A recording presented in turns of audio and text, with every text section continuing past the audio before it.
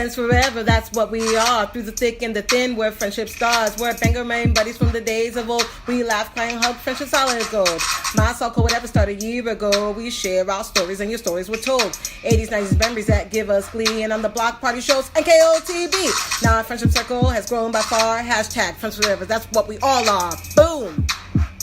And if you don't know, now you know.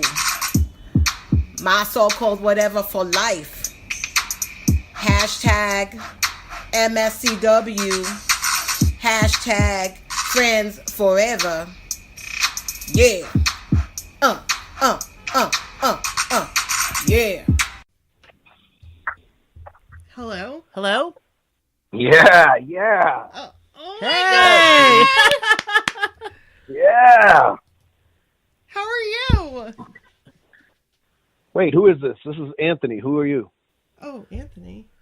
No, it's Donnie. No, it's not Anthony. I was like, it's not Anthony. No way. Who's Anthony? Exactly. Who's Anthony? First name I could think of. I went straight to the A's. Oh my gosh, you are making all of our dreams come true right now. Like, You have no idea. you have no idea. So, Come on. Who's on the phone? Who's here? It's Nikki. And This Brooke. is Nikki. And this is Brooke. Okay. Hi, guys. Hi. Hey. So then what we'll do is, and I don't know, we don't know how much time you have. So you can let us know. Like, I'm sitting here next to my wife who's working on her website. And so I'm just sitting here while she's working. oh, that's nice. She Hi. says hi. Hey, Jenny. Hey, Jenny. Hi, girls. Oh my gosh, we love you. So much. Since like singled out days. Yes. Thank you. You're one of our role models, seriously. Like, real. you taught us that like it was okay to be ourselves around guys. So, Oh, thank you for that. Donnie's talked about you guys so much, saying how fucking funny you guys are, Oh my gosh. and I couldn't wait. Well, we I love it. I can't believe I'm talking to Jenny McCarthy and Donnie Wahlberg. Oh my gosh.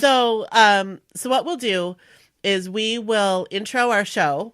So what we do is like, we'll be like, you know, this is Brooke, this is Nikki, and then you can say this is Donnie.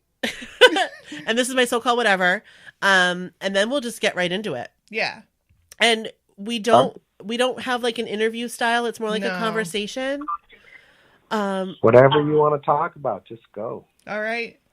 Love it. So we are going to So we're gonna intro. We're gonna intro. Okay. We're gonna do this.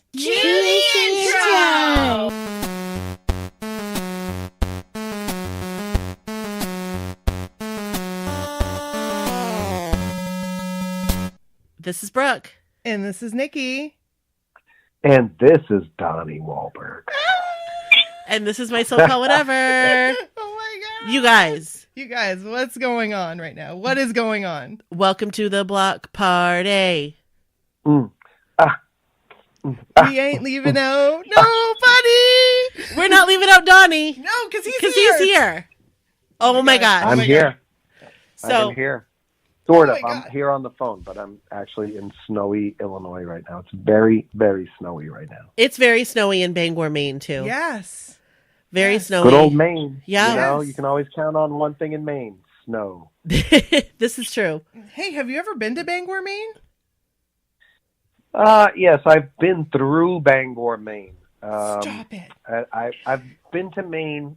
I think we played in Bangor, Maine, maybe on the last tour. I don't know where we played. Not last tour, but like in 2009. You played in We played Portland. somewhere in Maine. Yeah, you played in Portland. We were there. We were so there. Okay, we played in Portland, but a quick little story. Two things. I've really gone to Maine only a couple times in my life, other than with new kids, and it was to visit my mom, Elma. Her former husband's parents lived in Bucksport, Maine, and we drove up there twice in my lifetime to go. Like on summer break, we went up there 2 different years to visit their house, and her husband's brother David would rent a cabin on a lake, and we would go out on the lake and do all that stuff. And then the other times I would go shopping with Joe McIntyre.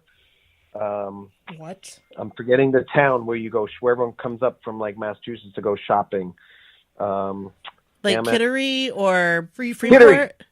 Kittery. Oh Kittery. my gosh. Oh my word. So we would drive up. Me and Joey used to drive up and go shopping. Yeah, That's weird. amazing. Right. Great shopping there. Great outlet shopping there, for Oh, real. I That wish I was that there. was it. Outlets for sure. And Bucksport is like a stone's throw from here. It's like a 25-minute drive. Yes. So you were very close Yes, to and Bangor. that's how I would be in Bangor on Yeah. my way to Buckport. Oh, awesome. I hope you had some really good blueberries there. I feel like there's blueberries around Bucksport. Well, Blue Hill. Yeah, kind of. Yeah. Yeah, no, I don't really remember the blueberries per se. I do remember it was 1984.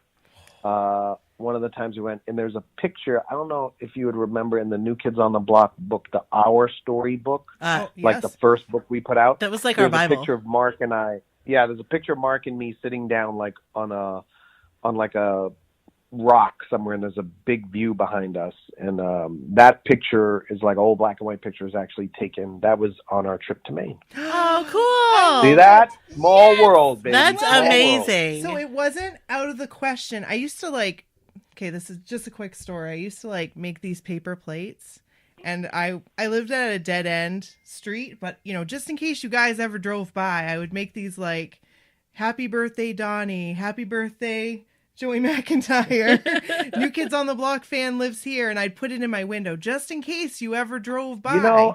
Yeah, I drove by it once, but you had John's name up, so I just kept driving. See, it wasn't that out of the question. That wasn't out of the question. No, No. that's right. No, it wasn't. It wasn't out of the question. No. you It guys. wasn't out of- So, Donnie, first of all, thank you so much Yes. for taking the time to have a Of course. conversation with us. Yes.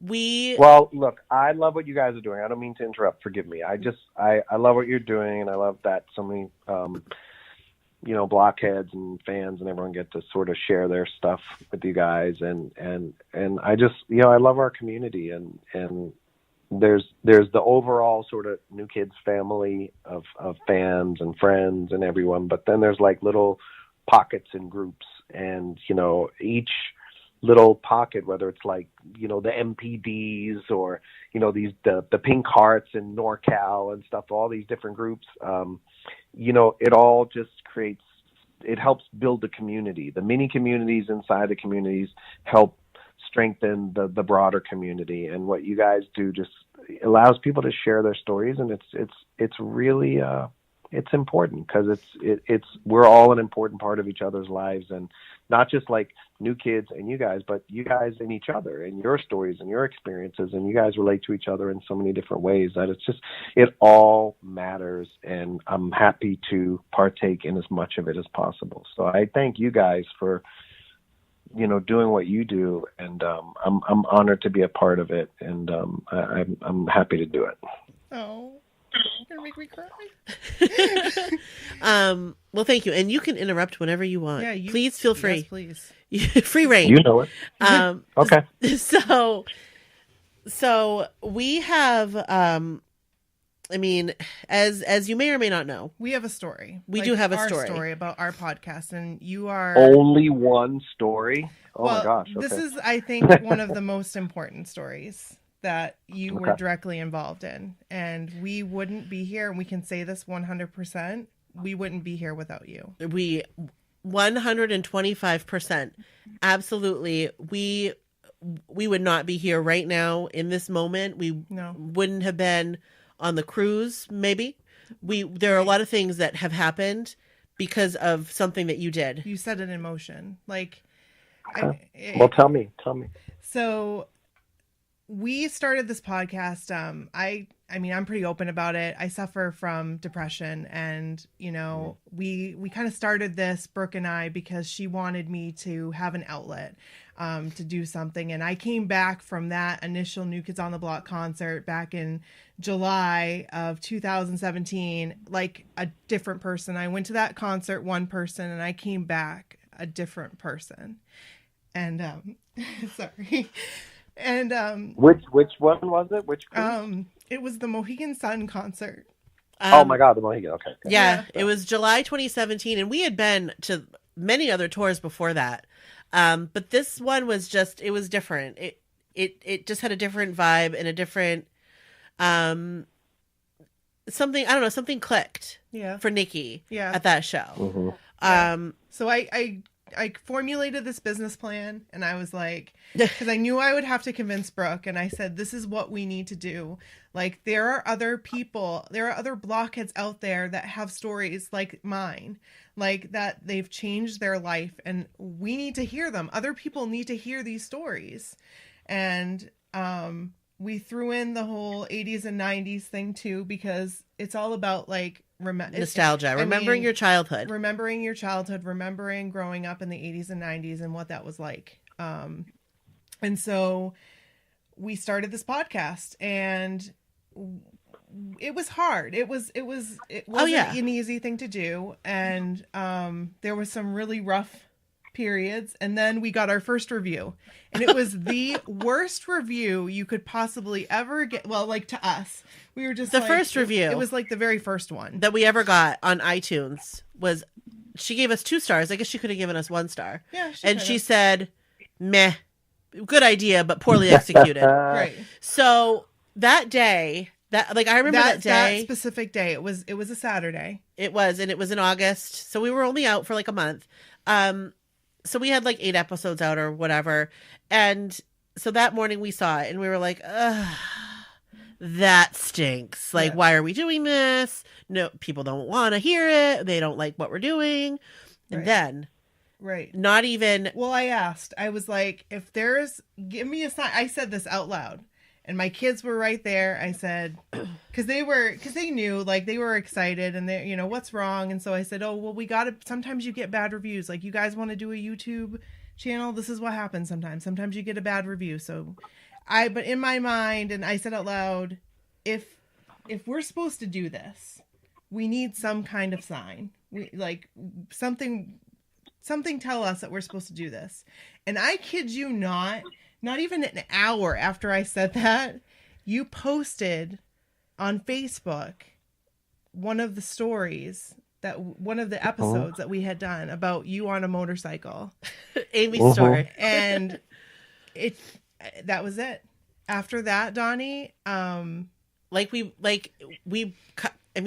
kind of blew up. And it helped us believe in ourselves. Like, it seriously, I can remember the website came down. Like, our website went down. It was awesome. It was crazy. It was. And it was the sign we needed. And it was so exciting that we had that, like, validation from the universe, from Donnie Wahlberg. Yes. That. Well, sometimes, thank you. And I posted because it was awesome. And, sometimes that's all you have to do is, just ask for the sign, just speak it out loud. I mean, somehow you said those words, and somehow, the universe answered you.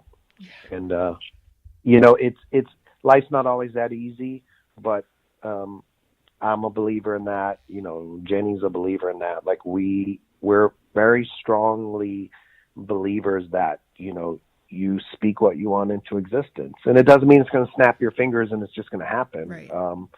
Some things are easier to attain than others. But, you speak it into the universe, and then you get to work on it. And, you guys had already done the groundwork, you'd already done previous episodes and stuff. So when you asked for a sign, you had already sort of done so much work. It wasn't like you just said, hey, I want to hit the lotto, and you got hit over the head with a lotto ticket and, became a multimillionaire. You had done the legwork. You had put thought into it. You'd done, taken your time and set this thing up. And so, when you asked for the sign, you just asked for, maybe a reminder is what the universe gave you, or a signal that you were on the right path, because, you guys were on the path, and that's sort of one of the things. Like, I know you guys are sort of giving me a lot of credit, and I don't want to cut off your story, but I do want to say, like, I say to a lot of fans, like, so many fans will come to meet and greet and say, oh my God, like, because of you, we're friends, or because of you, you got me through these times, or, you did this for me. And I pretty much always say to people who say that to me, I didn't do anything. You did it. And what I mean by that, a lot of people don't get it when I say it to them. They're like, yeah, whatever, dude. You're ruining my story. You got me through this time. Your songs, your music, your messages, your tweets, your whatever.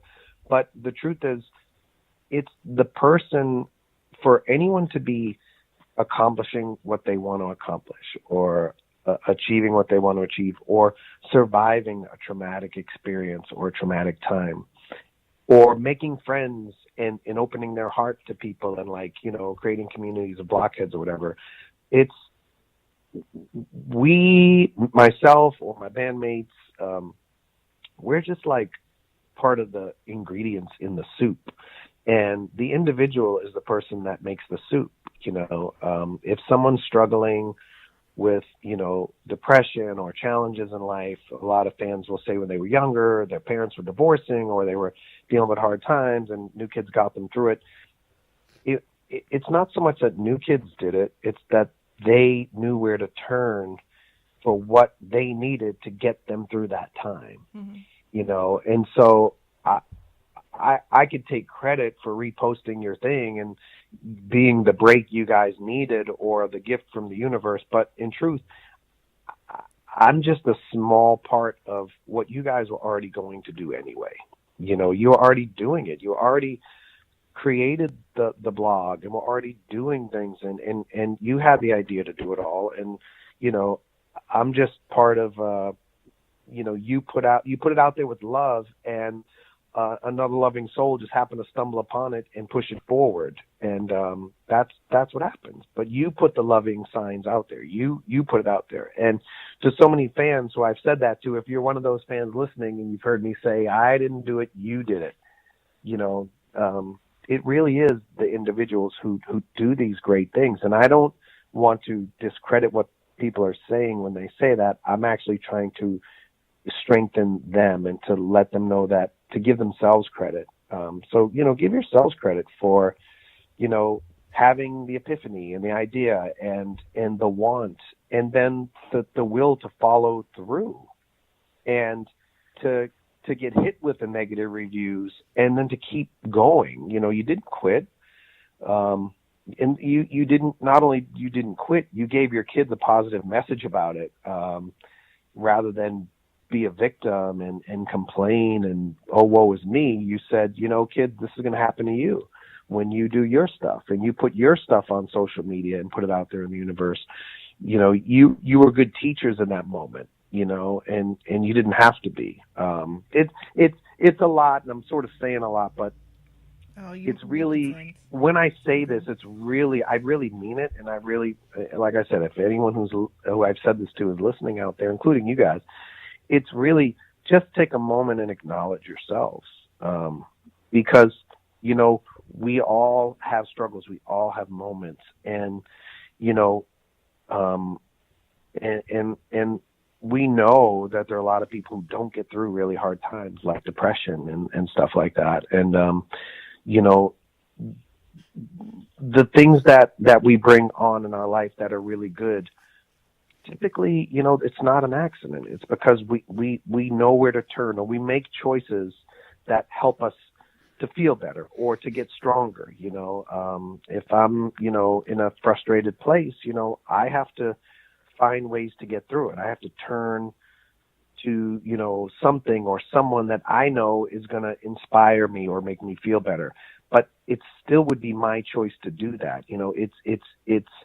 It's every fan who used New Kids to get through their tough times. They made the choice to do that. They could have chose something else. They could have chose to go get drunk or go get high or go do this. But instead they chose this band and this music to feel better and to be inspired. That's not really a credit to us. That's a credit to them for making the choice that they made. And it's not, again, to diminish their experience. It's actually to honor the strength of the people who have survived all these different things, I don't know. I mean, I've been through divorce, and there were so many fans would come up to me during the 2008 and 2009 reunion and say, oh my God, I was going through a divorce and you guys came at the right time. And I'm looking at them like, we did come at the right time to help me get through my divorce, because I was depressed and I was struggling and I was going through a lot. And part of And I was thanking the fans every night. Thank you for being there for us because you're really helping me. But I know at the end of the day, I did things necessary to help myself get through it. And one of the things was writing music, and making music again really helped me to have an outlet for some of the experiences I was going through. So anyway, that was a very long-winded answer.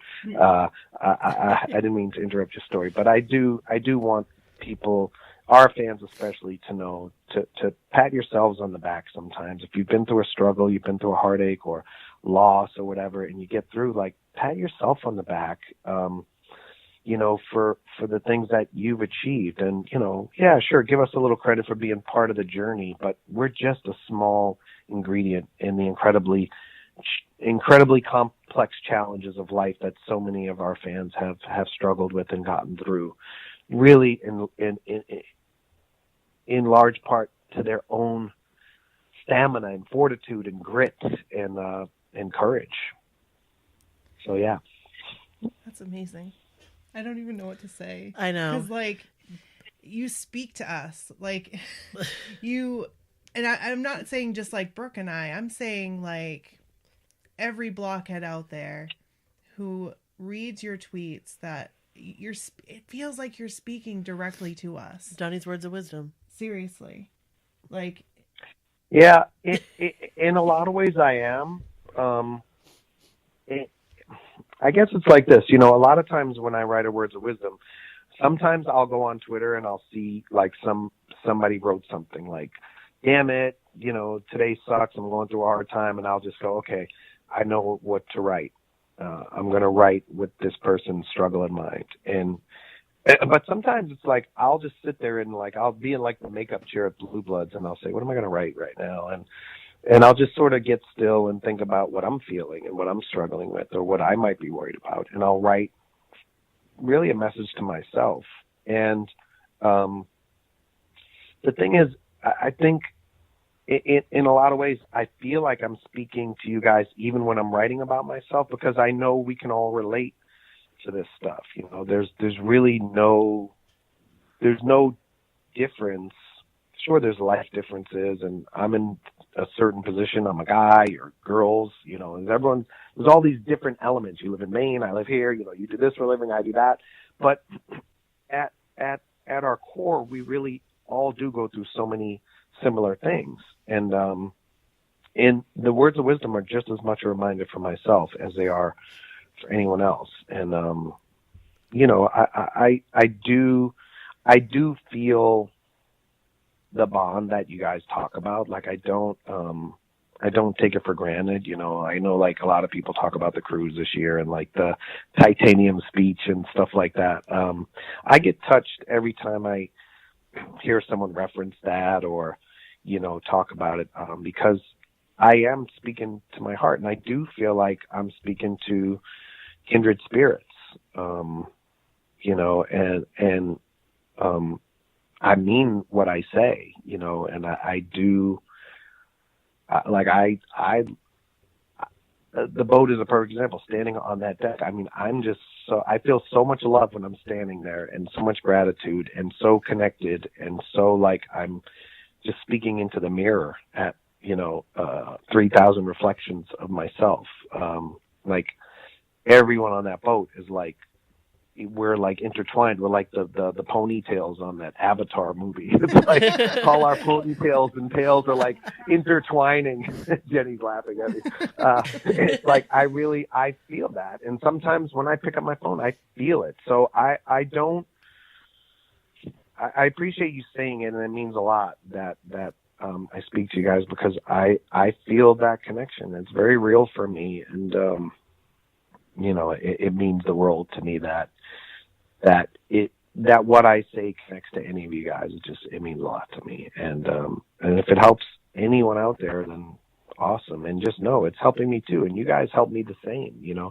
Sometimes I'll go on Twitter and I might be having a shitty day, and I'll see a few just random tweets of kindness and love from blockheads, and I'm just like, oh man, that just, yeah, okay, cool, life is good, everything's okay, what am I worried about?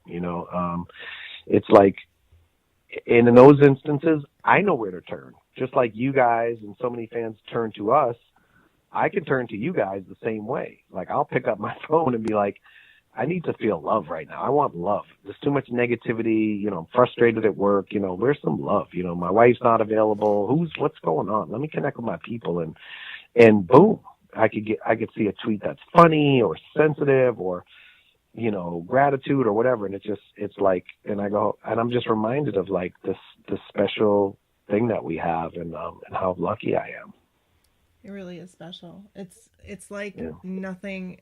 I don't think people that are on the outside, they don't understand it, and they won't understand it unless they are right in it with us. And that I think it's been the hardest thing to explain. Well, you can't explain it. I can't explain it, but Johnny probably could explain it. Probably, but but it's like, and I don't know if you said it or I feel like somebody said it. It's like a mutual respect. Yes. And like, I feel that. I do too. Like as an individual, I feel that. Right. So that others do too. And I have never felt that. No. In another fandom or whatever you want to call it. I've never felt that. I mean, it's just been, especially since you've come back. Like when you guys came back, I have to tell you, I was never able to see you as a kid, and I'm sure you hear that a lot, but I was never able to see you. Brooke was. But when you came back in 2008, like you made all my dreams come true because 2008, 2008. Yes. And my mom, and I'm sure you've heard this, my mom called me, at work, and she's like, Nikki, NSYNC's on. And I'm like, NSYNC? What are you talking about? She's like, no, those guys that you really, really liked, they're on the Today Show. And I was like, so I turned it on, I'm like, Mom, it's New Kids on the Block. And my heart, I mean, I ever since then, I couldn't get enough. And, Brooke and I, we've gone to all the tours. All the tours that have come to New England. Yes. And this past one, something just happened. But like I said, I came out a different person. And it could have been Joey McIntyre singing to me. I don't know. That could have had something to do with it, with him taking your hand. Could have been you on the piano with the fire. I don't know. But well, you don't know what it is. It's no. something, right? Yeah. Something. And when I came back, my husband, I mean, he'll even tell you, he was like, whatever that was, hey, he's like, take all my money, because I'm happy. I feel more complete, and you guys are just amazing. And I know I'm talking in circles right now, but it's hard to explain. No, listen, I'm talking in circles too, so it's all good. This is like, we're friends here, so it's all good. So don't worry. But it's like, it really, I don't know what it was about that last tour. But there was something really special about it. I would say, like, of all the tours, like, I'm like the unofficial creative director of all the tours, and there have been like special moments in all these various tours. And that one, like, I would say it was almost a perfect concert. Like, it was a few things I would change in hindsight. But of course I can't. So I'm happy. Like, but, it really was, there was something special about it. And so many people just really connected. Like, I mean, obviously your epiphany was even more profound, but so many people like just really were tuned in at that tour. And, I don't know if it's because we opened the vault up and dug into some of the oldies and like had the Christmas, and like we just kind of pulled out all the stops, but it really was special. And it's nice to know that we can keep discovering new levels after all these years. When we came back in '08, it was like, obviously there was the hysteria and the nostalgia, and everybody was sort of like, great, the reunion, it's cool, but it could have died a pretty quick death after that. It was like, I could have went back to acting and sort of, done what I was doing, and everybody could have went off and kind of, so that was fun. Maybe we'll do it in a few years, but we just kind of we're having such a good time, and we just kind of stuck to it. And I think, I guess if you said, you know, obviously if you said 30 years ago we'd be back doing it again later, you know, in the 2000s, we all would have been like, yeah, sure, right. Although deep in my heart I knew we always would. But I think what's more of a surprise is not that we got back together, it's that we're on a 10-year run right now. We didn't have a 10-year run the first go round, you know. We're like really and I think it's all due to the fact that the respect that you guys talk about, you know. We keep trying to do more and do better because we really respect our fans. You know, we don't want to take shortcuts. We don't want to let you guys down, you know. And of course there's the fringe fans who come along, you know, to tours and kind of pop in and out, and, you know, they go about their lives. And then there's like the blockheads, you know. Mm-hmm. And the blockheads, like, we know you guys are like you're there the most, you're the most loyal, you're probably the most forgiving, but that's makes it all the more reason that we cannot take advantage and lose respect for ourselves and you guys. You know, it's like the fact that we have such a loyal and authentic fan base, I think a lot of artists make the mistake of taking that hardcore group for granted because, oh yeah, well, they'll always be there. It's the fringe people we got to focus on. For us, it's the opposite. It's like, no, we have to honor the diehards, man, because they're our friends. Like we've gotten to know so many of you guys, and we can't bullshit you guys. Like, you know us so good. You know what's authentic from us. You know what's not authentic from us. You know what John's going to do and say. You know our personalities. You're like, you know, like the journey with John through this whole thing has been an amazing thing. And it taught me so much about the fans. Like when we reunited in 2008, John was struggling at times, you know, and wasn't sure if he could do it and would do it and even wanted to do it. And, you know, those times really formed a special bond for me and John. And I just stood by his side and was like, dude, we go nowhere without you. There's no group without you. So let's figure this out. And John and I got super close during that period, but that's our internal relationship. But what's amazing is the fan relationship with John that came about. You know, it's like, here we are at rehearsal and John's like, you know, dude, like, I'm building houses. Like, I don't want to dance. Like, I don't dance like you guys. I don't do this stuff anymore. And it was like, just hang in there, just do the best you can do, and just be you. Just be authentic to you and do the best you can do. You don't have to try to sing like Joey or dance like Danny or do this. Like, just do what you do, and it'll all take care of itself. And I believed that, but I didn't know what would come of that. And what came of it is like the fans tuned into John, where it's almost like every person in the building is like somehow relates to John in some way. Like, you know, the majority of fans are like, yeah, I don't dance like Jordan and Joey and Donnie either.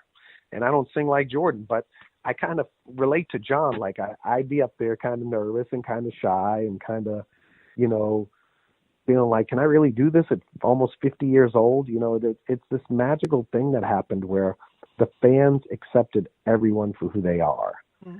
And that is something that is the greatest, most amazing gift that I know to a man. Every guy in the group knows, like, we are so blessed by you guys, you know, to have you guys and to have you be so loyal, understanding, tuned in, connected. Like, really, I mean, the relationship is so amazing, and it it needs to be honored, and I'm grateful to be part of a band that gets that. Like, all the guys get that, and you know, it's a beautiful thing to see, like, a concert like that, you know, to know, like, when I'm preparing the concert and lining up the set list, that, okay, John is going to sing Happy Birthday here. And, like, Danny's like, oh, God, he's not going to do it, Donnie. You know he ain't going to do it. And I'm like, no, he's going to do it. I know he'll do it. And I know when he does it, it's going to mean so much to so many people. We just got to do it. And, like, to know that when you say, like, I speak to you guys, like, I do, and I listen to you guys, and I know, like, I'm thinking as a fan, like, it's going to be so fun to see, like, John sing Happy Birthday. Yeah. Everybody's heard that song on the Step by Step album. It's going to be cool. When that first music cue kicks in, everyone's going to be like, no way. And it's like I get like a fan in those moments of, like, the creative moments. It's like I totally become like one of you guys, and I'm just like, come on, when this song starts, it's going to be crazy. You know, when I crowd surf, it's going to be nuts. Then all you guys run out in the crowd. Like, I'm thinking, like, as if I'm a fan, like, what will I be feeling? And, you know, it's all very special. And like I said, I don't know why the last tour was so special, but I suppose it is because of that respect that you guys speak of, the mutual respect, because we don't rest on our laurels, because we do not want to let you guys down. Like, that's just the bottom line. So we just keep trying really hard and putting a lot of effort in and a lot of focus to keep delivering things that we hope and trust will make you guys happy. And when we hit it, like this last tour, I mean, it means the world to us. You know, it's like everyone in the arena is like walking around on clouds. You know, everyone's so euphoric and happy, and hopefully we'll get it right on the next tour too. Oh, I'm sure. Oh, I can't wait for the next tour. Oh, I can't wait. I mean, we've been lucky enough. We were at the Apollo show, and again, blown away. Absolutely blown away. That was an amazing, amazing show, by the way. Yes. Apollo was incredible. It was so special. Yes. And I mean, I can't even believe I got the chance to go. I know. There weren't a lot of tickets. No. No. We still can't believe it. I felt, again, thank you to, you know, one of our Blockhead friends that we've met from this community that helped us get our tickets, because right, exactly. We couldn't get any. She got extras for us. Yes, she just happened to buy extra for us, so that was good. But it was absolutely amazing. Like, I felt so lucky to be there. So did we. It was really emotional. Yeah, I mean, you know, a lot of fans were like, can you like put it on the internet, or can you know, simulcast it or podcast it or whatever? It was like, you know, we wanted to sort of share that with as many people as possible. It really just was, I think it was just really, there was a lot going on behind the scenes. You know, I was trying to fly Maurice Starr in to make an appearance, and his health was too bad that the doctor said, I can't. Like, I literally was sending a plane to pick him up and bring him. You know, it was just so many logistics going on to try to pull the show off, and then the announcement of the tour the next day, that it just felt like, you know, if we try to get too big with this show, and you know, it could get a little beyond our grasp. I'm sure we would have pulled it off and it would have been fine. But, you know, nowadays, with, you know, Instagram Live and Facebook Live and all this different stuff, I'm sure, like, everybody that really, really, really wanted to see it found a way to see it anyway. And if everyone could have been there, we wish they could have. And they may be able to see it sometime down the road anyway. We had some cameras there, and we'll put something together special for the fans to commemorate that and to let them share in it. But it really was one of those things where, like, I think all the guys in the group were like walking around that whole week leading up to it, like, not wanting to, like, I'm a very present moment guy. I don't like to be like, you know, oh man, it's going to be so emotional when we do that show. I try not to talk about it or think about it, because I'll cry just thinking about it. And that's how all the guys were. We had sort of this energy where everybody was sort of like not going there. No one was really talking about what it's going to be like being up there. It was like, and I'm like keeping all these secrets. Like I had the Maurice video as a secret and all these little surprises for the guys that I didn't want to tell them about. And every time I'd like put something together or Maurice was able to shoot the video, like I start crying watching it and I'm like, oh, I got to get my shit together so the guys don't ask me why I'm crying, you know. And but it was a special night, and it really was full circle for us in a big way. Well, we were so appreciative. I mean, just seeing what you guys put together and just every aspect of it was amazing. I left walking on clouds after that. Oh yeah. And then being able to go to the Today Show afterwards, like that was amazing. And being able to see you guys and Tiffany, Debbie Gibson. Oh my gosh. Like Naughty by Nature, Salt and Pepper. They were all there. Like all of a sudden, like everybody's there. Like what's happening? Is this real life? I mean, like this. That's how we felt. Like I'm the one like trying to put all these names together and all these artists together, and then like when it's actually happening, I'm kind of standing there like, holy shit, this is really happening. Like this is crazy. I mean, it's totally crazy. This tour, I'm so excited for. You're making our dreams come true again, because we get to see. I mean, we've been lucky enough that we've seen Naughty by Nature and Salt and Pepper. We have seen them previously. But I have never seen Debbie Gibson or Tiffany, and they love were both like of them equally. Yes. Oh my gosh. Well, I mean, a lot of us, you know, we grew up loving you, but we loved them just as much. Like they were like, you know, role models for us. And this is going to be such a good tour. We're so excited. We've no idea what to expect. This is the first. Yeah, me neither. I just talked to Joey like an hour ago, and we were talking about the tour just a little bit. He was like, you know, how are we going to pull this off? And I was like, and I always, like, I sort of live like that movie Shakespeare in Love, like, forget the actor's name, but he kept saying, it's a mystery.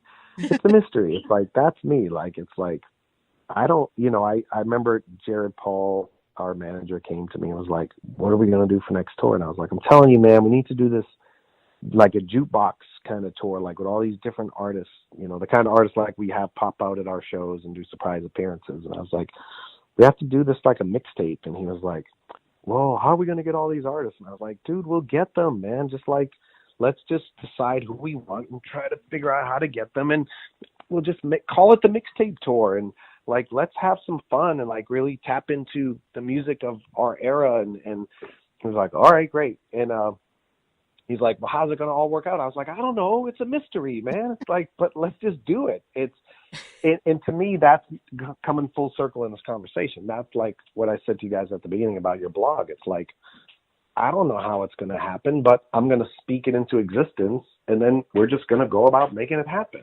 Yeah. You know, so it's like, we're going to do the mixtape tour. It was the same thing with like NKOT BSB. It was like, wait a minute, how are you going to go on tour with Backstreet Boys? I was like, I don't know, but they need to do this and we're going to do it. And, you know, let's get together with them and we'll figure it out. It's just going to work. Let's just make it happen, man. I don't know.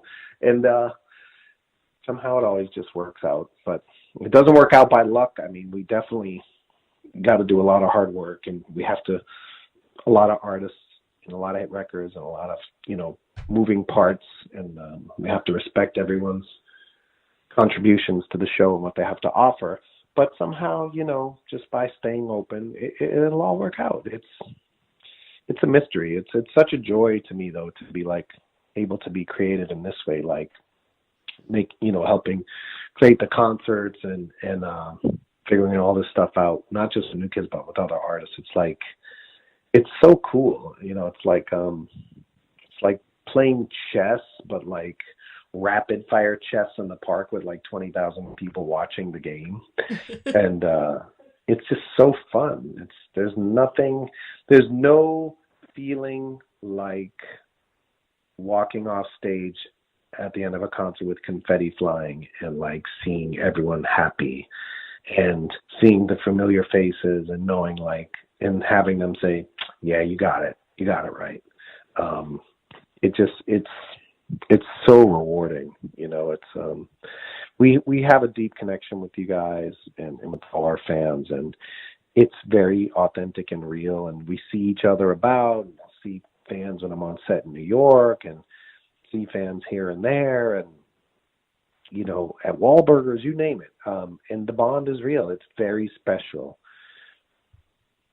And then there is this thing of like doing these concerts and like getting it right. You know, my buddy Matt, he's a Midwest fan. If you're listening, Matt, hello. He's like one of my go-tos. Like when I see him and I see his reaction, like I know instantly if we nailed it or not. Like his face is always like, he gets so excited, but he'll be real. He'll be like, seems like you guys phoned it in on this tour. Like, you know, but it's like someone like him, or, you know, certain fans like you guys, I'll see you guys' face and I'll be like, I'll know if we nailed it or not. And there's a really, really amazing sense of accomplishment when the diehards tell us we got it right on a tour. In those opening few nights, it's really hard to explain how exciting it is. But I guess in some ways it's probably the full circle of you guys like saying I need a sign, and you know I repost your blog. It's that same thing, that same, oh my God, screaming and running around. Like that's how I feel like when we get our concerts right, or when we do something and you guys feel great about it and are happy about it. And I have the same joy that you guys feel when something like this happens for you. So know that when you talk about the mutual respect and that I speak to you guys, it's like, because I feel like you guys, you know, I feel joy in you guys' joy. You know, it really is like it just we just sort of feed each other's spirits, and it's a very, very special thing. And I'm a little mushy right now. Jenny's laughing at me, but she said I'm getting mushy too. You know, it's just special, and I'm very lucky, and I'll never not feel like the luckiest guy in the world. If all this went away tomorrow, I know that I had the most incredible journey ever with the most incredible fans. I know it won't end tomorrow because it's just too special. And I mean, what's funny is to sit around and think like, what's going to happen? I'm like 80. Like I'm going to be bumping into so many of you fans. Like we're going to be like 90, and it's going to be like I can't imagine not seeing so many of you guys in my life, like forever. It's like, it's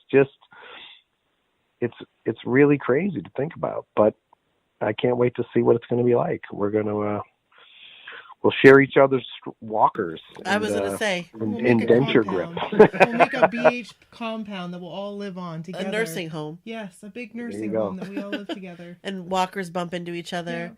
Accidentally mix up each other's teeth. Yeah. Yes. Blockhead nursing homes. Yes. That is a business model right there. All right, we're talking it into existence. Yes, I'm there. Sign me up. Blockhead I'll start the payments home. now. Yes. Tell our children that's where we Right? want to go. Yes, I'm going to tell my children that is where I need to go. That is where I'm going. I don't care where it is. Just ship me off. And we're good. Ship me away. Yeah. I like that. I could actually see that happening. Blockheads nursing homes. Yeah. I love it. Well, and this kind of segues into because of the friendships. Not only has New Kids on the Block been an amazing altogether for all of us and an experience in every concert, but you guys have brought us together with other people and created these relationships now across. I mean, we have friends that we never would have had if it weren't for New Kids on the Block. I mean, people we consider family. They are our family. Yeah. We talk on a daily basis. Daily. We meet up and get together, and we're actually planning a meetup in a couple weeks. In a couple weeks, we're going to be down in the Boston area with a bunch of friends from New York and Rhode Island, and we all got a house. Yeah, we all got a house. It speaks so well of our community that we hear that so often. It's like, again, you know, it's sort of that delicate thing for me because it's like, because of you guys, we have these friends. Yeah, new kids sort of, we do our music and do our stuff, and then you guys show up. But it's really, again, it speaks so well of you guys and this community that we hear that so often. That, you know, we have friends. I've made friends with people in all these other states, and I travel and da-da-da-da. It's like, you know, again, we cannot take any credit for that. Like, you know how many times you can get a bunch of people in a room together and they don't get along, they don't agree with each other, or they're jealous because this fan might have got more attention than me, blah, blah, blah. But that can happen, but so many of like the true blue like blockheads, like they connect with other people and make friends, and it's like you guys get all the credit for that. It's like you could so easily be like, I don't want to get to know these people. I don't want to be like them. I'm not like that. I'm a fan, but I'm not like that kind of fan. Like, there could be so much judgmental behavior and not open-mindedness and not like love-heartedness in all of this. And instead, like, these relationships form amongst our fans and like become even more sacred in some instances than the relationship with the group. And we love that. And it really speaks to how lucky we are. You know, you guys give us the credit for it, but we're the lucky ones that we have that type of fans who are so open-minded and willing to like live and be adventurous and make new friends and create new relationships and take road trips and do all this amazing stuff. It's very cool for us as a band, but just as human beings to know like that's the kind of people that are in the audience at our shows, and that's the kind of people we are forming these friendships with. How lucky are we? I mean, that's a real blessing. Well, and speaking of for reals, I love it. and speaking of, you know, this family that's come together because of the community and all that. Then you go ahead and you fill a boat full of us. Yes. And can I just tell you, this was our first cruise. This was the time of our lives. Time of our lives. Like, I'm speechless when I talk about it because I had to do some strategic planning in order to, because Brooke wasn't... I was a little bit like, I don't know if I want to do that. Like, I don't know. Yeah, it's intense. It is. It's definitely intense. It was in all the best ways possible. Come to find out. But finally, I convinced her. Yeah. And... so she got me on. She got me to go. We went. Can I tell you, every single boat that you guys are on, I'm there. I'm there 120%. I'm there with bells on and all the costumes. Yeah. Not sleeping. I'm there. That was absolutely time of our lives. Incredible. And again, like you said, or like you've been saying, you know, you guys are just there and you provide the music and the whatever. Well, you provided the vehicle. In this case, the vehicle was a ship. Mm-hmm. And I appreciate that. I was there for it. Yeah, it was incredible. I don't even have words. And I don't know how you do it. I don't know how you do it. I don't know either. Don't ask me. I don't know how I do it either. Like I'm literally like, you're going on fumes. Yeah. Like you have to be going on fumes. I feel like you were never you were always around. And, yeah, and I was like, if Donnie doesn't stop, I don't stop. I stop when Donnie stops. Right. Donnie doesn't stop. Yeah. It's I don't know. I guess it's my like Irish Catholic guilt. Like on the first cruise we didn't know what was going to happen, and we would have these Lido deck parties at night, and we hadn't really gotten into the themes and all that stuff. I think this was like in the program that they gave on the cruise, like I talked about. Yeah. But we didn't know, and like I'm standing on the balcony, and like all the fans are below, kind of looking at us like, "Do something, dudes." It was like, and I just kind of said like, we have to do something here, or this isn't going to keep going. And it's just evolved over the years. And, you know, it's one of the great things about, you know, being part of a band is like somehow, some way, it just is always someone there to pick up the pieces, or to take the baton rather, and keep it going. And, you know, it's like, I'm pretty much 24 hours a day on the boat. You can pretty much always find me. I'm like Captain Stubing running around on the Love Boat. But, you know, it's like, it seems like the cruise just has a magical way of like, someone always steps up. And it was like, if it's not me, you know, Joey will show up and do something hilarious or crazy. And then when Joey disappears or needs a respite, like there's Jordan. And then all of a sudden, John, when you think everyone's gone to bed, John shows up drunk and like starts like singing Tiffany songs like at 2:30 a.m. And then, you know, then there's Danny. And it's like, and then when all that fails, like some fan will come up and grab the microphone and like something magical happen. Like it just never stops.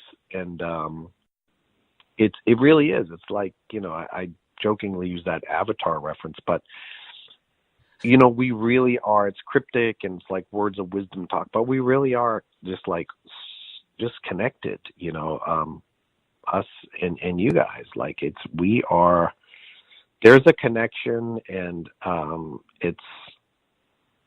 mean, I don't take off in an airplane without like tweeting to everyone that cares, like, hey, I mean, I'm taking off. You know, I don't say that. I say love eternal, but the fans know that means I'm on a plane and I'm taking off. And God forbid, I just want you guys to know I love you no matter what. Like, it's like they know what it means, and I don't do it. Like, I mean, I literally, like, if I'm not sitting next to my wife on a plane, I call her on FaceTime, I write a tweet, I text both of my kids, and then I call her one more time. And that's my routine every single time I fly on an airplane. It's like, it's the connection's real, and it's very special. And I'm, you know, I feel very lucky and very blessed to just, you know, have like this extended family in my life, and it's very real for me, and I don't take it for granted, and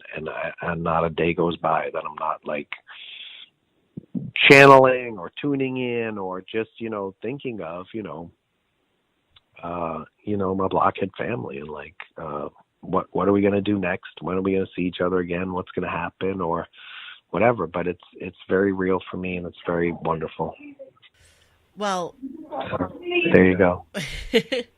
I just have to say, one of our favorite moments on the cruise, yes, was when you brought Jenny, the original cover girl, up on stage. That was amazing.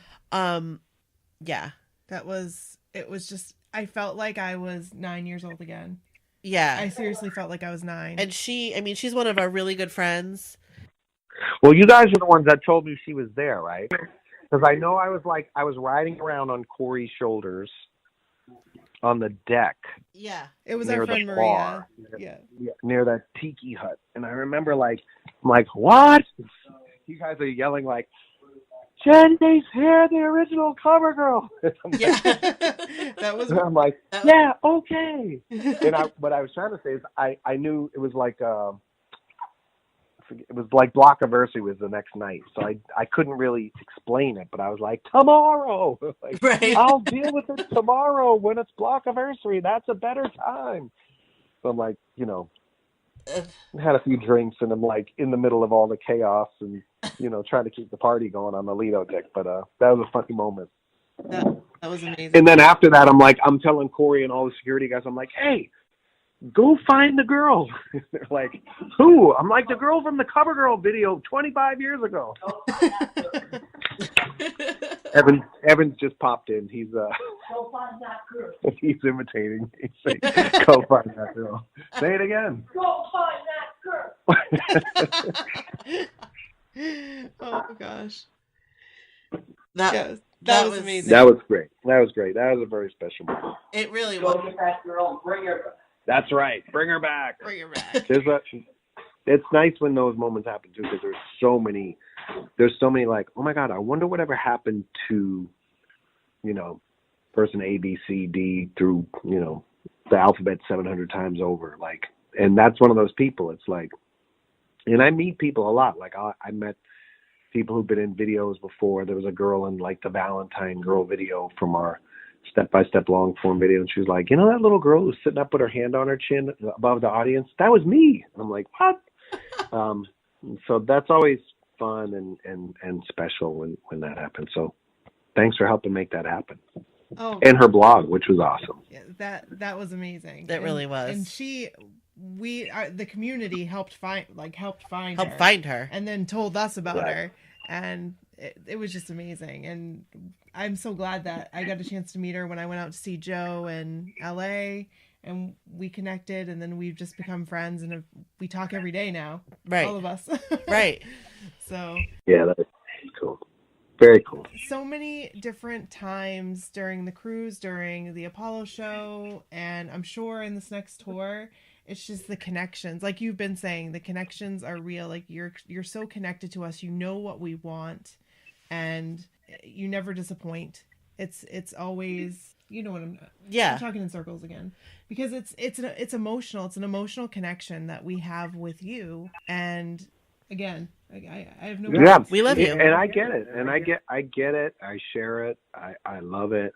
I thank you for saying it, and I'm talking in circles tonight too, because it's hard to explain like emotional like connection. It's just hard. Like I don't really do the psychoanalysis of like New Kids and their fans. I just live into it.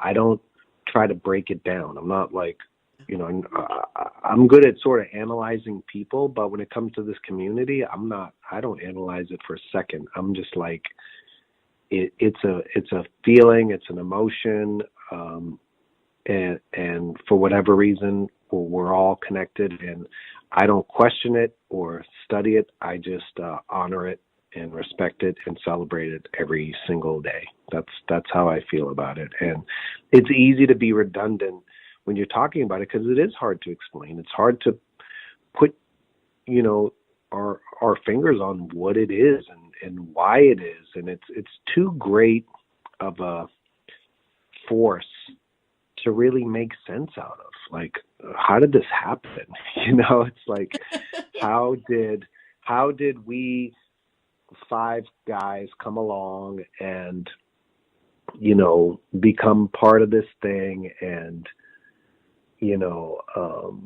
and why did Maurice Starr find me, and why did I drive by Jordan and John's street that night and like go ring the doorbell and ask Jordan if he wanted to be in this band with me? Like, why did any of this happen? And then how did all you guys like fall in love with us? And then how did we come back all these years later, like do it all over again and like become friends? Like it's just too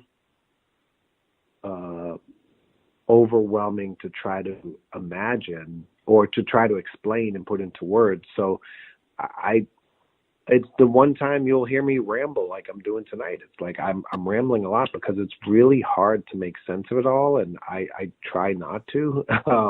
I just try to enjoy every second of it, and that's like how I feel about the boat. It's like, it's like there's 3,000 fans running around this boat. Like, I don't want to be sitting in my cabin all day. Like, I want to go like share experiences. Like, I want to go take selfies every chance I get. I want to go take more selfies. I want them to have a memory or a moment or a connection or something that makes them feel like it was worth their effort and their time, and that they got to connect on some level somehow. It's like, and I like it. It's never a bother to me to connect with fans. It's not a bother to me at all. It's much like you guys got your bad review of your blog the first time, or your podcast. Like, you got a bad review on iTunes. It's like, we got a lot of bad reviews when we started. And I always say to people, like, they're always like, sorry to bother you, sorry to ask for pictures, sorry to say nice things to you. I'm like, hello, do you know, like, where I came from? Like, I'm in that band that the critics hated us and killed us, and people ripped us to shreds and insulted us in so many ways. And every single time someone is saying something nice, or it is another time that someone's not hurling insults at us. So I'm grateful for every nice person that says anything, and I'm happy to take pictures and happy to shake hands and happy to do all that stuff, because it's the alternative is really not nice. And so it's special. I'm so grateful. So grateful. We're grateful for you. We're grateful for you. We have one story that we picked from all the stories that we've received, which we've received so many that have you having an impact on somebody's life. And it was really hard to choose, but we found this story from our friend Steph. And if you have time, we'd love to read it to you. If you don't, you can tell us if you don't have time. Yeah, no, go ahead. My wife's working on her website, so while she's working, I'm chatting with you guys. So we're good. Okay, so this is Steph's story, and here it goes. This is something she wrote in to us. My story starts at birth. Well, not really, but as long as I have memories, I was a New Kids on the Block fan. My childhood was filled with camping out in the Sears parking lot at the mall, waiting for Ticketmaster to open. My room was plastered with anything NKOTB money could buy, from the walls to the bedding to the floor and everything in between. Jordan was my first love. I went to every concert.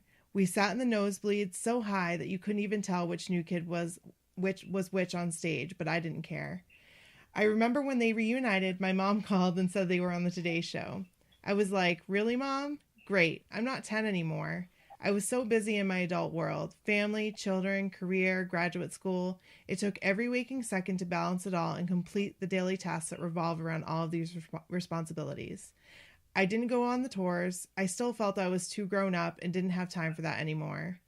Then, my cousin brought me to NKOTB-SB for Christmas. She was younger than me, and Backstreet was her NKOTB. We laughed, and I still wasn't convinced. She said that we'd dress up in 80s gear and have tons of drinks, and it would be a blast. I went to Chicago. It was one of the first times I could remember leaving the kids, my husband, the grocery shopping, the bills all behind to go out for a night. As soon as the New Kids hit the stage, something happened. All of a sudden, it was as if I was transported back into time. I felt the giddy little girl happiness that I hadn't felt or known since my childhood. I did not think once of my long list of responsibilities in life. I danced, I sang, and best of all, I found myself. It was so much fun, I didn't want it to be over. We decided that we must do it again, and did, the next night. This time we sprung for tickets that we knew would be close to where they would walk into the audience. Sure as shit, next night, cue the Tonight song, and here comes Jordan right at me. He sang to me, like I held his arm while he was in my face, and blinded him frantically snapping my camera in his face, but I was in such disbelief, how embarrassing. In my wildest 10-year-old dreams, I never could have imagined this being this close. I called everyone I knew, my parents, my aunts, uncles, grandmas, even sent pictures to all my childhood New Kids friends. The feeling that this band gave me was like a drug. I knew from that point I was all in. I didn't know what or when I would see them again, but I knew I would make an effort to figure it out. We heard them reference Twitter, which I had never gone on before. Now looking back, I never imagined how much my life would have changed by hitting the follow button on Donnie's page. It didn't take many days for me to suddenly become a Donnie fan. Jordan will still be my first love, but Donnie has my adult heart and always will. I was super fortunate in that he tweeted me back a lot. I remember the day he followed me. I screamed so loud, my husband came running in thinking there was a spider. He was like, I guess that's kind of cool. It was more than cool. There were times when he was really active. In the previous years, he would tweet me a couple times a week. Man, I miss those days. Danny followed me, although it wasn't quite as exciting because he never really replied or tweeted people back much. I decided I must take my first cruise. I convinced my cousin to come just once. I said if I get on that boat, I'll meet some friends and in the future wouldn't have to ask her because it's super pricey. She agreed. Once we had the cabin, it sunk in. I was going to meet them, actually hug each of them and hopefully mutter a word or two. I tweeted Donnie once saying I couldn't believe I was finally going to meet him, how I felt like I knew him so well. He tweeted back the same. I can't believe we haven't met either. Oh. There were many moments of this, and even today I feel like, is this real life?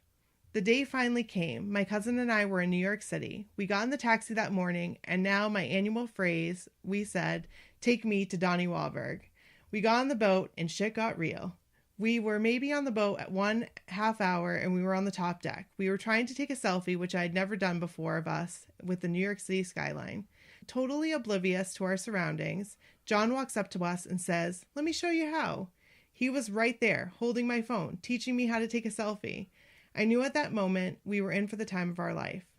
The night of the cruise, Donnie got down into the crowd. I saw him, and he saw me, and before he knew it, he was right in front of me. He gave me the biggest hug and kiss. There aren't words to describe the cruise. You just have to experience it. The energy, the love, leaving everything behind, it is truly magic. My cousin was a Joey girl, so she was blessed to be right next to the stage during Cowboy Night. If you haven't seen this, it's a must. YouTube it. Needless to say, her night was made. During that cruise, they offered tickets to the Vegas After Dark for cruisers. So at this point, there was no turning back, so I went. I met my best BH friend ever, and we went to Vegas for the concerts. We had a great time, went to the after party where I got my first Danny and Donnie selfie. It was all amazing. I'm just going to let you know, like, the next parts are pretty emotional, so if I start to choke up, I apologize in advance, because this, like, really got me when I read it. So, and if Brooke might have to take over. I can take over. My best BH friend and I agreed we should cruise together. We booked the cruise to Grand Turk. Then, in November of 2014, my life came to a screeching halt. At 36, I was diagnosed with breast cancer. My initial diagnosis was stage 4. I went home and lost it. I thought about my boys growing up without a mom. Thought what a burden my husband would have to carry. I can't, sorry. And okay. the pain my parents would feel bearing their only child. I can recall exactly where I was sitting on the couch, in the worst pain I'd ever felt in my life. I knew that I wasn't ready to tell my family. I knew that once the words were spoken, you can't take them back, and I was about to change the lives of everyone I loved forever. I needed someone to talk to, and you know where this is going. I grabbed my phone and sent a DM to Donnie. I poured my heart out and asked him what to do. It felt like seconds, and my phone went off. He replied, "You kick its ass, and I will keep the positivity coming your way. I am here for you." I sat there for a moment, gathered myself, and said, you know what? That's exactly what I'm going to do. It turns out, thank God, I was misdiagnosed. I was still stage 2, but the light at the end of the tunnel was restored. My initial doctor said there wasn't anything they were going to do. If I didn't send that tweet, I may have died. I may have let time run its course. So I can say that Donnie saved my life, and he is a man of his word. He was there for me. He tweeted me, he tugged me, and I swear some days his words of wisdom felt like they were speaking right to me. My friend and I agreed that we would keep the cruise booked because it would be my celebration for finishing surgery, radiation, and the dreaded chemo. Danny immediately reached out and sent me words of encouragement. Remember Betty was there. Thankfully, we had the financial means to endure this. Nonetheless, they sent me a chemo package filled with love. Abby, who ran Remember Betty, is a true angel. Danny messaged me the morning of my first chemo. When I was done with my last chemo, it was a couple weeks before the main event. Danny gave me a pass to come see him before the show. My kids love the New Kids music too, and my husband has learned to tolerate it. We all went to the concert. I met up with Danny ahead of time. He was more than sweet. My youngest son and I had second row for the concert. We had so much fun. Donnie came over and waved to me and nudged me to get my son's attention as he was stuffing confetti in my purse. That a boy. He patiently waited and waved at him. It was so sweet. Following the concert, my friend and I went to the after party. The after party had a photo. Johnny wasn't making girls stick with the groups of 10, so it turned into a free-for-all. Thankfully, my friend held my Donnie spot until I got in, and then she went for Joe. Donnie pulled me in tight and said that he loved my son's hat during the show. He wore a fedora. He looked at me and said, "I love you." I was trying to talk, but he kept repeating it until I gave in and said it back. He said he was so proud of me for finishing chemo. It was such a great night. We danced and lived it up at the after party. As we were walking to the hotel, Donnie and Jenny were pulling away, and he was waving out the window. We sat down at IHOP to get some post-concert food, and he tweeted me, "You are my hero." It is the cover photo on my Twitter page, and it will be forever. After chemo, I had surgery. I was scared to death. My husband calmed me as much as he could in the pre-op waiting room. Then, all of a sudden, off goes my phone. Donnie DM'd me to beat it with prayer hands. Seriously, it's like he's watching us or something. He is superhuman. Radiation got done, and I knew it was nearing cruise time. One afternoon, my phone rings, and it comes up New York City. Something told me to answer. It was a producer from Rock This Boat. She explained how they were doing a short segment of Remember Betty for Rock This Boat, and they wanted to know if I would be a part of it. At first, I was like, I don't think so, but thanks. They went on and said that Danny really wanted me to do it. Who knows if it was true, but it worked. Needless to say, I agreed. I was so nervous I couldn't even send back the contact to Donnie D Productions. My husband had to hit the send button. The second cruise was great. We did film parts of it, which turned out to be a blast. However, I was still in my wig phase. It was a lot. It was hard to be that vulnerable, period, let alone on TV. I wasn't even medically cleared back to work yet. Oops. So I was nervous to essentially go on a booze cruise and having it all documented. But they were great. There's no better place to celebrate life than on that boat. There were many highlights of the cruise. One was White Night. We got a selfie with Joe, and then he grabbed our hand and said, "Come with me." Well, in a pure hesitation, he said, "What?" The mobs of fans got to him, and he was gone. However, it has left us with years of jokes. Don't ever hesitate. It was the first time I went to Donnie's after party. I remember dancing, and Jenny came and tapped me on the shoulder and gave me a big hug. Really? Then, when I got to dance to Hotline Bling with Donnie in the club, that was amazing. My photo group time with Donnie was great. I told him I beat cancer, thanked him for giving me the strength to do it, and the self-esteem to feel comfortable in my own skin. He cried, I cried. He told me I was beautiful.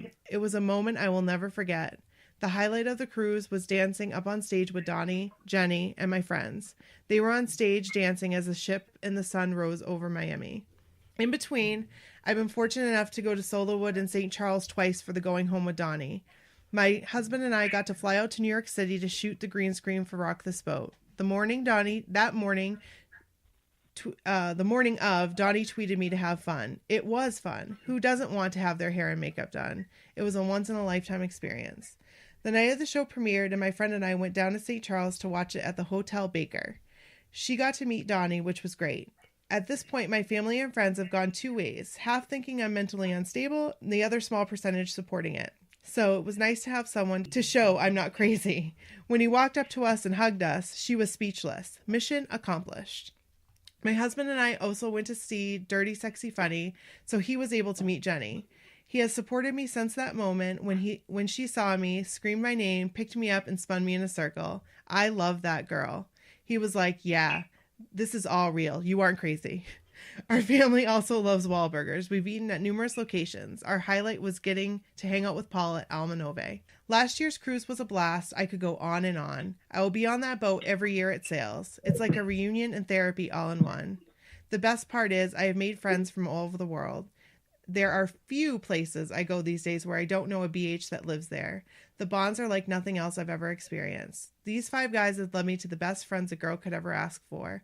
Life is hard, so hard. We wear so many adult hats, and it's hard to remember who we are when we take them all off. The new kids have allowed me to find myself again. I've learned that it's okay to make myself happy only in turn, though it makes other people around me happier. My 10-year-old mind couldn't have dreamed this big. Never, ever would I have imagined my childhood that I have met them. Never would I have imagined that they would know my first name and that I would go to on a yearly vacation with them, or that I would be on a TV show with them. In our everyday life, it's very easy to forget to live.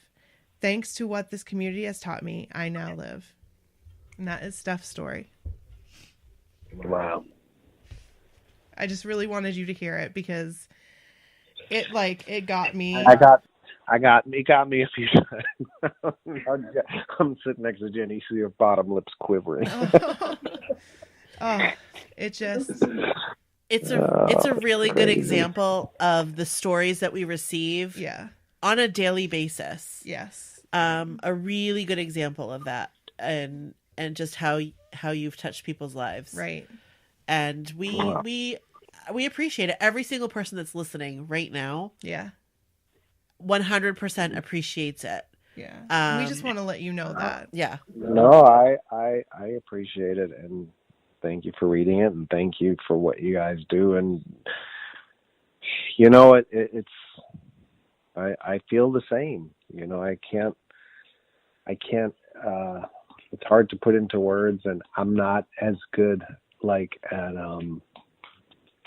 the details that so many of you guys remember. Like when you share your stories are like amazing, and you know, it's overwhelming sometimes, but just know that I feel the same, and I feel I'm always hopeful. Like when I pick up my phone, if I catch something like that, you know, it could be so easy to miss those opportunities to reply. You know, it could be a day that I'm extra busy and I don't happen to pick up my phone, you know. So what makes it happen? You know, I don't know. I mean, I definitely know when I pick up my phone and open up Twitter, you know, I'm going to say hi to you guys. I'm going to check in and make sure everyone's okay, and make sure, you know, let everyone know everything's okay with me, and share some thoughts or some hellos and love. But you know, it's all really bigger than me or any one of us. You know, if you really think about it, you know, the craziness that all of this is, the wonderful, awesome craziness. You know, I don't know why these connections happen. I'm just grateful that they do. As I said, you know, it'd be so easy to miss some of these things. And to the people out there who did send a message and I missed it, you know, I'm sorry. It wasn't for lack of trying. It's just, there's a higher power just has brought us all together. And I've just learned, never question it, just honor it and trust it and respect it at all times. And, you know, it gets me in trouble sometimes. Like at Blue Bloods, I'm like, there's 6 blockheads outside. We need to get them inside the stage. And the PAs are like, you can't bring them in here. I'm like, well, you better figure it out because they're not standing out in the cold. Oh. You know, but it's just like, it's,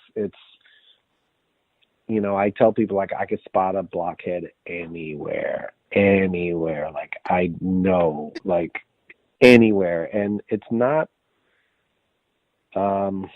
sarcastic. It's just, I just know that look. I know the look.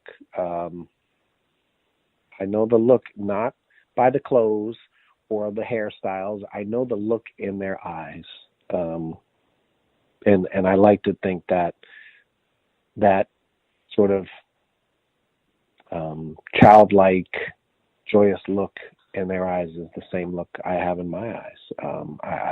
I don't identify with that look because I don't get it. I identify because I do. I get it. And,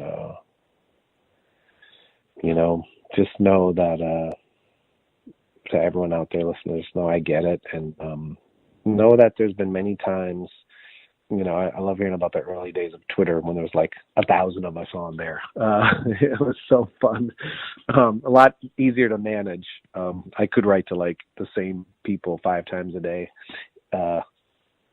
But, you know, a lot of people in my life didn't get that. Didn't get like, what are you doing? These like bubble tweets and these Twitter, like, what the hell are you doing? And I'm like, you don't understand. Like, I need to spend this time giving back to like my fans. It's just it. And, you know, it's one of the great things about my wife is like, she got it. And, you know, I told her, like, from day one, I was like, listen, I got fans and they mean the world to me. And you know, you'll come to understand the bond and you'll see. And she was like, I get it, dude. Don't worry about it. She really got it. Like, and it's, I can't tell you how many people in my life didn't get it.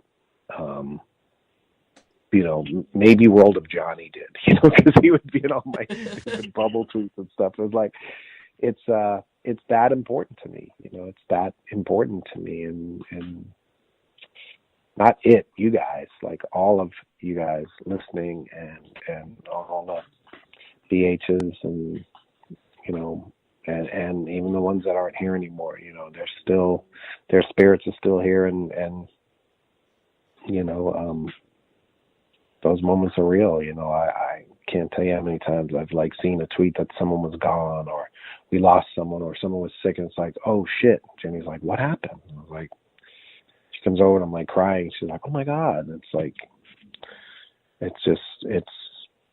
guys are always part of my life. Just know that. Whoever's out there listening, just know. And hopefully I can be here as best I can for you guys, for as long as I can. I don't plan on going anywhere. And you guys are stuck with me forever now, so deal with it. I accept that. Consider it dealt. I accept it 100%.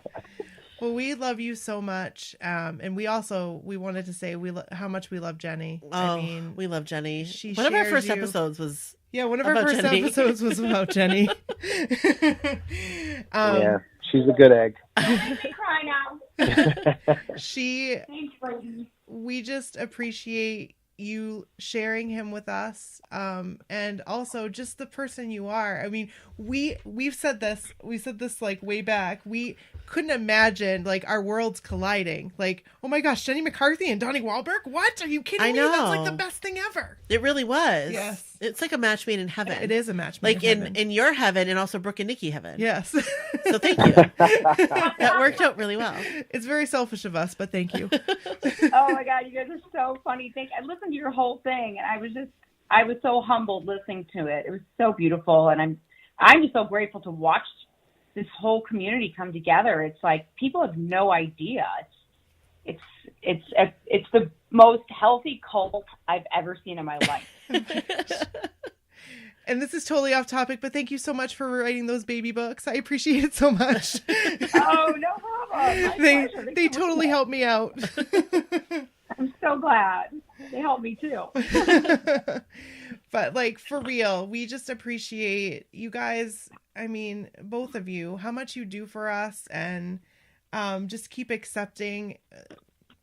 It's just, you do so much, and we appreciate it so much. And I know everybody that's listening right now is nodding their heads and saying, yep, yes, preach. Hashtag truth. I appreciate it back. So thank you, and thank everyone out there. And I look forward to seeing you guys super duper soon. Yes. Donnie, for real, thank you so much for taking the time. You're a national treasure. You are a national treasure. We say it. And we say it all the time. We say it all the time. And also, we are all Jenny just said she's going to say that in bed next time. No, for real. Donnie is a national treasure. We are all Donnie girls. We are. I am a Donnie girl.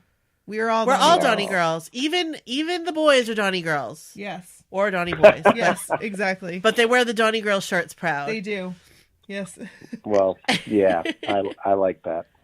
So I love boys with Donnie girl shirts. I can't lie. That works for me. It's the best. It's the best. So we mean it when we say it every time. Every time. Every single time. Because you are amazing, and we just appreciate you so much. So we'll conclude this podcast episode. Thank you again, Donnie. Thank you so much, Donnie. Thank you, Jenny. Thank you, Jenny. Thank you, Evan. Thank you, guys. Yeah. Yep, and Lumpy too. I don't know if you've heard Lumpy. I heard Lumpy. Right by our side the whole time, snoring away. Aww. All right. Yeah. Well, thank you, guys. Thank you so much. All right. Thank you guys for having me, and hope to talk to you again soon. Yeah. Okay. Bye. BH love. Love you guys. Bye. So, did that really happen? Did that just really happen? For real? I know. Like, here's the thing. That happened.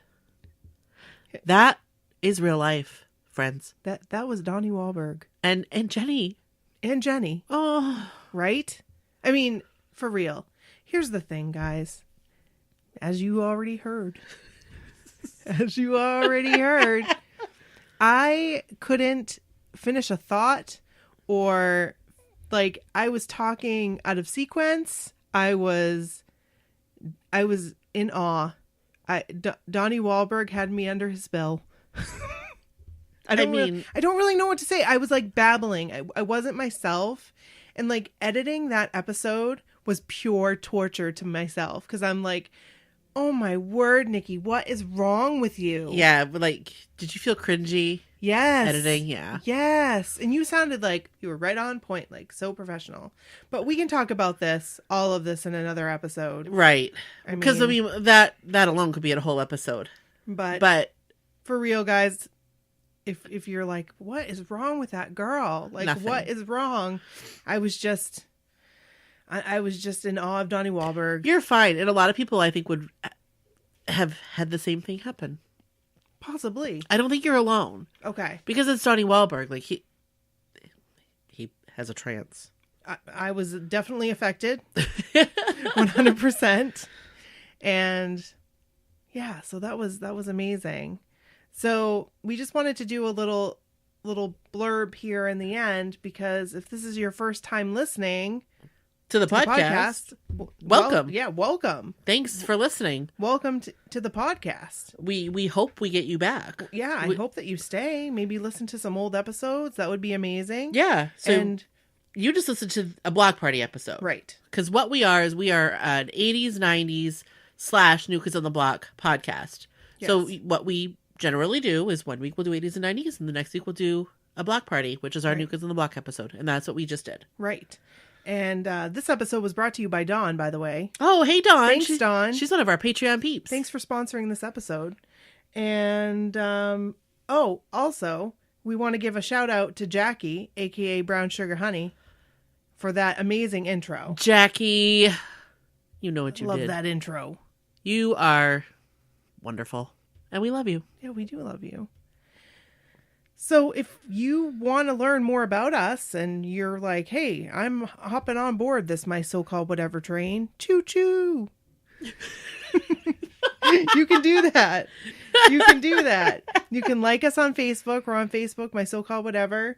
You can join our amazing My So-Called Whatever community, our Facebook group. Come on over and join. Come on over, yeah. Submit a request, answer a couple little questions. Yeah. So we know why you're there. Yeah, and, hey. And join the party. We would love it. We would. You can also follow us on Twitter at SoCalledWhatev, or on Instagram at My So-Called Whatever. Yeah. The links are all on our website, by the way, you guys, MySoCalledWhatever.com. Right. Go to if you're like, I'm trying to take notes as I'm driving. No, don't do that. All of these will be on our website, and you can go on and check it out and go from there. Right. Click on the episode, the Donnie Wahlberg episode. You'll see it. It'll be there. You're listening to it. So click on that, and that'll bring you to all the info where you can find us and join our community and hopefully have a ball. Hey, yeah. And submit a story.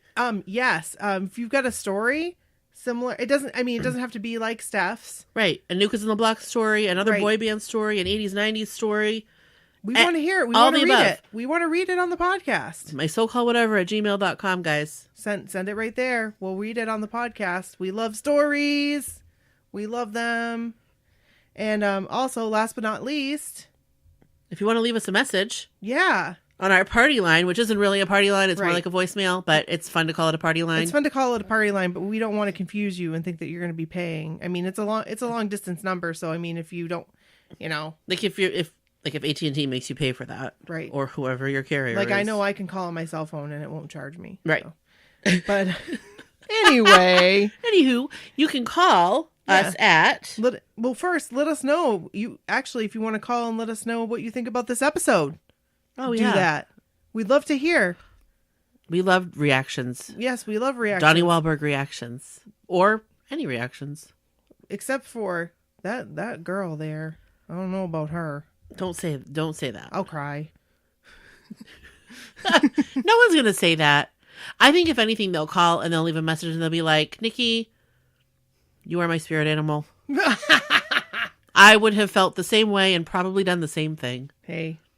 That's true. Okay. Somehow I get through it. I don't know how. I kind of blacked out for a minute. You were like, I was like, who are you? Where is Brooke? Who are you? I don't know where she went. It was crazy. It was awesome. So, Thanks. Not that you're you're not like crazy. Anyway, you know what I'm saying. I do know what you're saying. You're like that normally, but like you were like spot on. Well, 100%. Thanks. I give you the 100% emoji. Oh, I love that emoji. Yeah. So anyway, call us. Leave a message. At 857-271-1047. Once again, that's 857-271-1047. You can also find that on our website.